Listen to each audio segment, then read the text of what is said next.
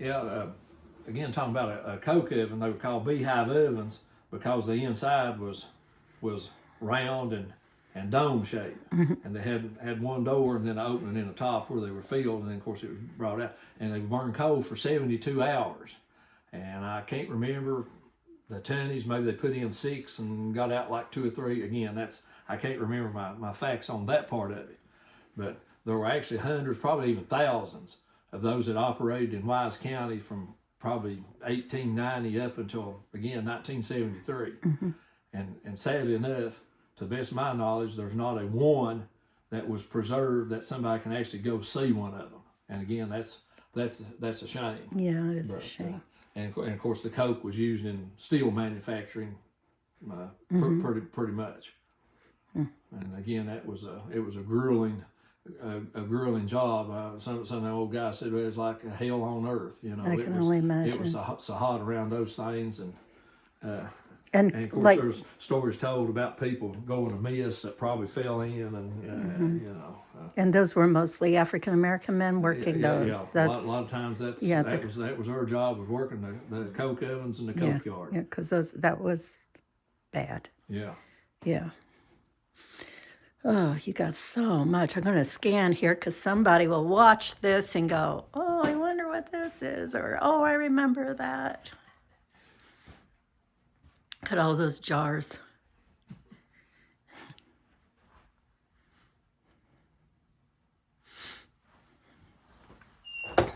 Oops. Yeah, you might want to. That came out of Mill Creek Church at the holler. This big stove here did. Oh, wow. Look at that. You've got so many stoves. Yeah, I always did love a stove and a fire.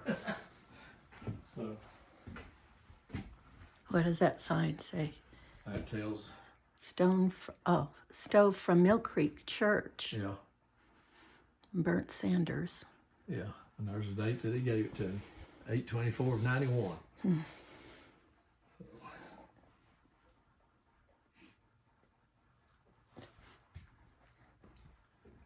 Yeah, I could spend just sitting here looking at one thing at a time. If you want to get that crosscut saw up there, since we. Oh yeah, you. Yeah, since we were talking about Ritter Lumber Company, that's called a crosscut saw. That's what they cut the trees, the logs with back in the day. So the chainsaw hadn't. The lightweight McCulloch hadn't made its appearance on the scene at that time. 2 men would hold that. That's right. Yeah, 2-man saw. Wow, incredible. And what are these horns? It's gunpowder horns? Well, 2 of them are. Now, the one on the left, I'm kind of glad you mentioned that. This is a dying sport, I guess you'd call it, or fox hunting. Oh. It used to be quite popular. Oh, so that's a horn. And my dad was into that back in his young days. Wow. And that is his dog horn. It even has a brass plate on it with his name and address. And what they would, these foxhounds were trained till they could recognize the sound of their owner or their master's horn. Oh my gosh. And if the dog, got they thought was getting too far away, or the fox went in a hole, they would call the dog. And of course they would blow that horn, and that dog would recognize that horn, and he was able to come to the sound of it. And so that's my dad's dog horn that he used back when he used to fox hunt. A lot of stories told about fox hunting, and it was kind of just a thing for guys to do. They would get together because again it was done of the night, and they would always build them up a fire, take them some snacks, typically Vienna sausages, or we call them Vienna weenies, and crackers, and Viennist. I use Viennist. Oh yeah. If somebody said Vienna, we wouldn't have no clue what they were talking about. And potted meat, pork and beans, just whatever that they wanted to eat. And of course, they'd all sit around the fire, and a lot of conversations, a lot of tall tales told, a lot of coal mine probably.